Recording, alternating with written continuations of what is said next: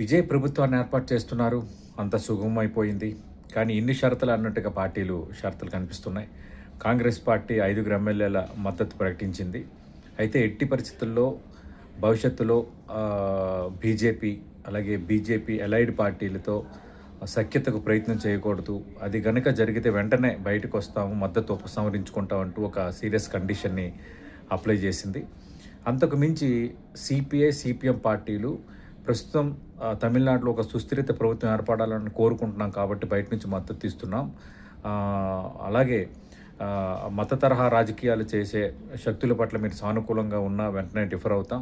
రెండోది, ప్రభుత్వంలో మీరు తీసుకున్న నిర్ణయాలు ప్రజా వ్యతిరేక నిర్ణయాలు అయితే వాటిని ప్రశ్నిస్తాం. అవసరమైతే డిఎంకేతో కలిసి, ప్రధాన ప్రతిపక్షం డిఎంతో కలిసి అవసరమైతే ఉద్యమించడానికి కూడా సిద్ధమవుతాం అన్న అంశాన్ని లెఫ్ట్ పార్టీలు ప్రస్తావిస్తున్నా. అయితే బయట నుంచి మేము సపోర్ట్ చేస్తాం, మంత్రివర్గంలో చేరమని స్పష్టత ఇచ్చేసాయి. ఇక మూడోది వీసీకే పార్టీ. వీసీకే అంటే విదుతులై చిరుతైగల్ కచ్చి అధినేత తిరుమాలవన్. వీళ్ళు పెట్టిన కండిషన్ కొంచెం డిఫరెంట్గా ఉంది. గెలిచిన ఎమ్మెల్యేలు ఇద్దరే కానీ కీలకమయ్యారు కాబట్టి ఒక మంత్రి పదవి అడుగుతున్నారు.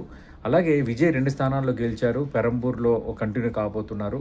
ఆయన రాజీనామాతో త్వరలో తిరుచి ఈస్ట్కు బై ఎలక్షన్ రాబోతుంది కాబట్టి తిరుచి స్థానాన్ని ఇప్పుడు వీసీకే పార్టీ అడుగుతోంది. తిరుమాలవన్ వీసీకే పార్టీ అధినేత అక్కడి నుంచి పోటీ చేసి గెలవాలని కోరుకుంటున్నారు. మరి దీన్ని విజయ్ ఎట్లా ఒబే చేస్తారో ఇంట్రెస్టింగే. బట్ ఒబే చేయాల్సిన పరిస్థితి ఇంకా ఆప్షన్ లేదు.